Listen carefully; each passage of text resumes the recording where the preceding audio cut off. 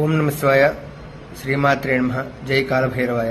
ఈ ఆషాఢ మాసంలో జూలై 15వ తారీఖు నుంచి 23వ తారీఖు వరకు కూడా శ్రీ వారాహీదేవి గుప్త నవరాత్రులు అనేది ప్రారంభం కానుంది. కావున భక్తులు చాలా మంది కూడా వారాహి నవరాత్రులు ఎలా చేసుకోవాలో అని అనుకుంటున్నారు.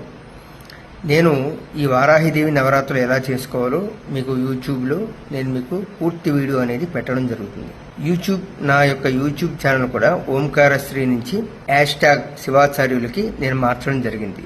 మీరు ఎందుకంటే ఇదే పేజీలోని నా యొక్క ఇన్స్టాలో ఫాలోవర్స్ ఎవరైతే ఉన్నారో శివాచార్యులు అనే ఫాలోవర్స్ ఉన్న వాళ్ళకి ఈ యూట్యూబ్లో కూడా #, కొట్టి శివాచార్యులను కొడితే కనుక నా యొక్క పేజ్ అనేది ఓపెన్ అవుతుంది. యూట్యూబ్లో మీకు పూర్తి వీడియో అనేది పెట్టడం జరుగుతుంది. అందుకని వారాహి నవరాత్రులు ఎలా చేసుకోవాలి, క్లుప్తంగా ఖచ్చితంగా మీరు దీక్ష కూడా ఎలా కొనసాగించాలి, ఏ రకంగా చేసుకోవాలి అనే పూర్తి వివరాలతో మీకు పెట్టడం జరుగుతుంది. చక్కగా మీరు ఈ వారాహి నవరాత్రులు చేసుకోండి. అమ్మవారి యొక్క ఆశీస్సులు ఖచ్చితంగా పొందండి.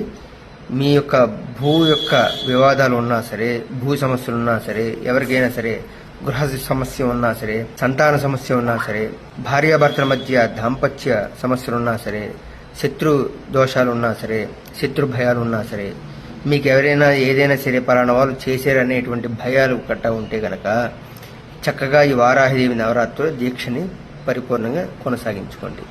అలాగే మీకు ఒక మంత్రం కూడా చెప్పడం జరుగుతుంది. ఐం గ్లౌం ఐం వారాహిదేవ్యే స్వాహ. ఐం గ్లౌం ఐం వారాహిదేవ్యే స్వాహ. ఈ మంత్రాన్ని చక్కగా అన్నమాట మీరు పరిపూర్ణంగా అనుష్ఠానం ఈ యొక్క 9 రోజులు కూడా చేసుకున్నచో మీకు అమ్మవారి యొక్క ఆశీస్సులు తప్పకుండా నెరవేరును. ఆయుష్మాన్ భవ, ఆయురారోగ్య ఐశ్వర్య అభివృద్ధిరస్సు. తదాస్తు.